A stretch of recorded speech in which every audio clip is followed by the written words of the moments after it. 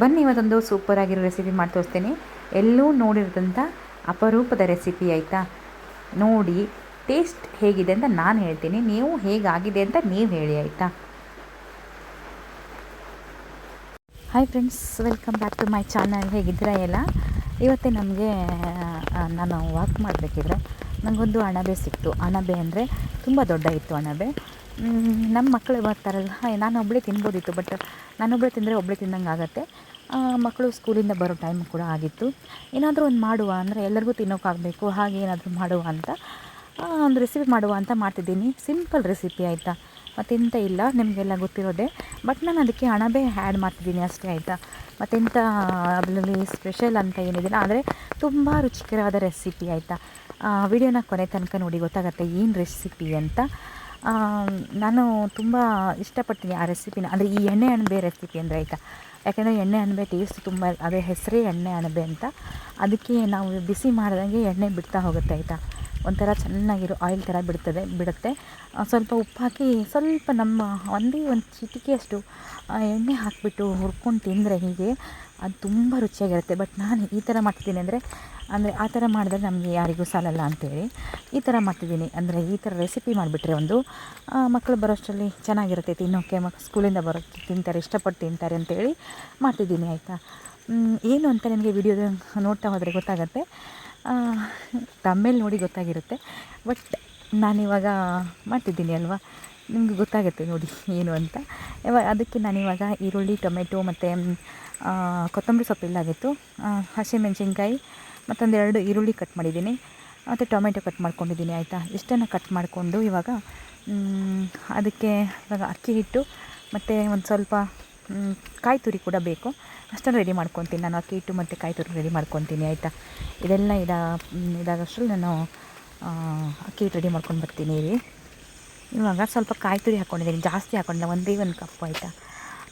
ಅಕ್ಕಿ ಹಿಟ್ಟು ಹಾಕ್ಕೊತಿದ್ದೀನಿ, ಅಕ್ಕಿ ಹಿಟ್ಟು ಜೊತೆಗೆ ಕಾಯಿ ತುರಿ ಹಾಕ್ಕೊತಿದ್ದೀನಿ ಆಯಿತಾ. ಕಾಯಿ ತುರಿ ಹಾಕ್ಕೊಂಡೆ. ಇವಾಗ ಟೊಮೆಟೊ ಅದೆಲ್ಲ ಹೆಚ್ಚಿಕೊಂಡಿದ್ದಿತ್ತಲ್ಲ, ನನಗೆ ಕರಿಬೇವು ಒಂದು ಸ್ವಲ್ಪ ಹಾಕಬೇಕಿತ್ತು, ಮರೆತೋಯ್ತು ಆಯಿತಾ. ಇಷ್ಟು ನೋಡಿ, ಹಸಿಮೆಣ್ಸಿನ್ಕಾಯಿ ಅಂದರೆ ಜಾಸ್ತಿ ಖಾರ ಇಲ್ಲ ಅದು, ಅದಕ್ಕೆ ಅದು ಸ್ವಲ್ಪ ಇದು ಮಾಡಿದ್ದೀನಿ, ಸೈಜ್ ಸ್ವಲ್ಪ ದೊಡ್ಡ ಮಾಡಿದ್ದೀನಿ ಆಯಿತಾ.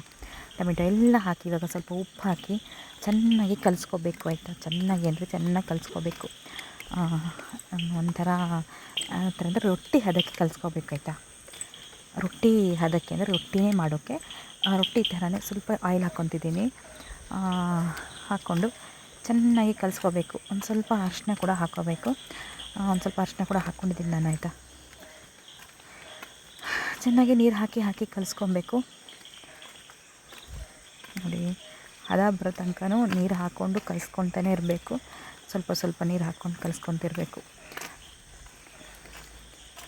ಚೆನ್ನಾಗಿ ಕಲಿಸಿದಷ್ಟು ಆ ಹಿಟ್ಟು, ಅಂದರೆ ನಂದು ಹಿಟ್ಟು ಸ್ವಲ್ಪ ಅಂದರೆ ರವೆ ಸೈಜ್ ಇಲ್ಲಾಗಿತ್ತು, ಸ್ವಲ್ಪ ದೊಡ್ಡ ಆಗಿತ್ತು. ನಾನು ಮಿಕ್ಸಿಗೆ ಹಾಕ್ಕೊಂಡೆ ಹಿಟ್ಟು ಮಾಡ್ಕೊಂಡಲ್ಲ, ಅದಕ್ಕೆ ಸ್ವಲ್ಪ ದೊಡ್ಡ ಸೈಜ್ ಆಯಿತು, ಅದಕ್ಕೆ ಜಾಸ್ತಿ ಸ್ವಲ್ಪ ಕಲಿಸ್ಕೊಬೇಕಾಯ್ತು ನೋಡಿ. ಬಾಳೆಲೆ ಕೂಡ ತಂದ್ಕೊಂಡಿದ್ದೀನಿ, ನನ್ನ ಹತ್ರ ಇತ್ತು, ಪ್ಲಾಸ್ಟಿಕ್ ಇತ್ತು, ಬಟ್ ನಾನು ಬಾಳೆಲೆ ಬಸ್ಕೊಂಡೆ, ಯಾಕಂದರೆ ಮತ್ತು ಈಳದೆ ಇದ್ರೆ ಕಷ್ಟ ಅಲ್ವಾ, ಅದಕ್ಕಾಗಲಿ ಅಂಥೇಳಿ ಇದನ್ನು ತೊಗೊಂಡೆ. ಬಾಳೆಲೆ ಆದರೆ ಪಟ್ಟಂತ ಇರುತ್ತೆ ಅಂಥೇಳಿ ಸ್ವಲ್ಪ ಆಯಿಲ್ ಹಚ್ಕೊಂಡು ರೊಟ್ಟಿನ ತಟ್ತಾಯಿದ್ದೀನಿ ಆಯಿತಾ. ಚೆನ್ನಾಗಿ ರೊಟ್ಟಿ ತಟ್ತಿದ್ದೀನಿ ಅಲ್ವಾ, ರೌಂಡ್ ಶೇಪು ಚಂದ್ರನ ಆಕಾರದಲ್ಲಿ ರೊಟ್ಟಿ ತಟ್ತಿದ್ದೀನಿ ನೋಡಿ.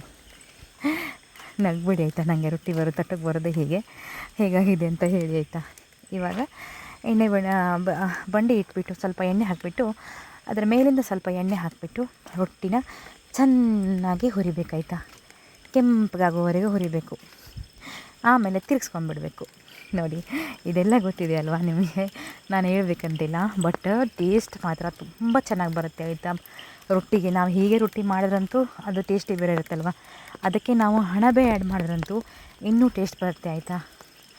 ಸಿಕ್ಕಾಪಟ್ಟೆ ಟೇಸ್ಟ್ ಬರುತ್ತೆ, ತುಂಬ ರುಚಿಯಾಗಿರುತ್ತೆ. ಒಮ್ಮೆ ನಿಮಗೆ ಸಿಗದಿದ್ದವರಿಗಂತೂ ಆಯ್ತು ಬಿಡಿ.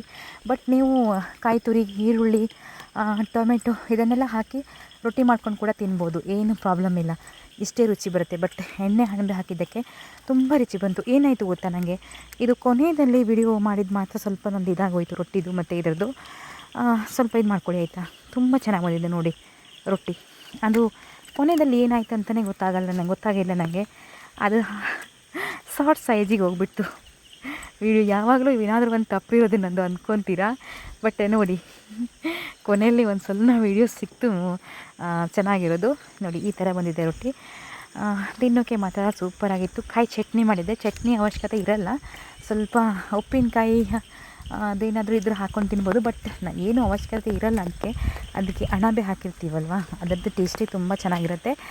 ಬಟ್ ನಮ್ಮ ಮಕ್ಕಳಿಗಂತೂ ತುಂಬ ಇಷ್ಟ ಆಯಿತಾ ಈ ರೆಸಿಪಿ. ಇಷ್ಟಪಟ್ಕೊಂಡು ತಿಂದರು. ಸ್ವಲ್ಪ ಖುಷಿ ಆಯಿತು ನನಗೆ. ಮಕ್ಕಳು ಏನಾದರೂ ಮಾಡಿದ್ರೆ ಇಷ್ಟಪಟ್ಕೊಂಡು ತಿಂದರೆ ಖುಷಿ ಆಗುತ್ತೆ ಅಲ್ವಾ, ಹಾಗೆ ನನಗೂ ಕೂಡ ಖುಷಿ ಆಯಿತು. Thank you so much. ಇಷ್ಟೊತ್ತು ವೀಡಿಯೋ ನೋಡಿದೆ ಧನ್ಯವಾದಗಳು ಆಯಿತಾ.